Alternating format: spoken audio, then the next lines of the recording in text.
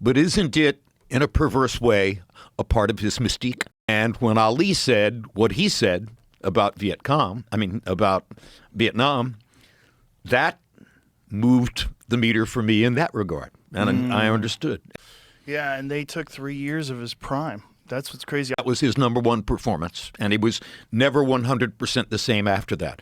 Yeah, it's just they just robbed him. They robbed us too, because he came back and he's a different fighter then. He was much more easy to hit, and he became, he relied on his chin more, and he didn't have the fleet of foot movement that he had before then. But he found a way to rise to the top. Could you imagine what we could have seen in those 3 years if Ali had never been robbed, never took his title away, and allowed him to fight all those guys like Joe Frazier, George Foreman, all those guys with keeping the same skills that he had when he was younger?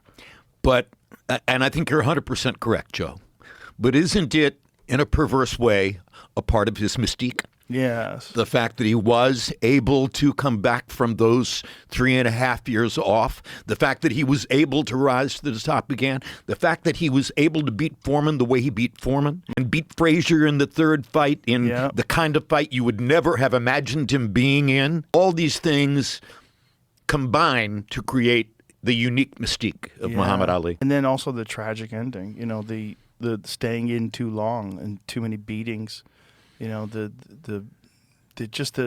seeing him at the end of his life was just so horrible, and we all know that was trauma induced. We all know that. And it was just sad to see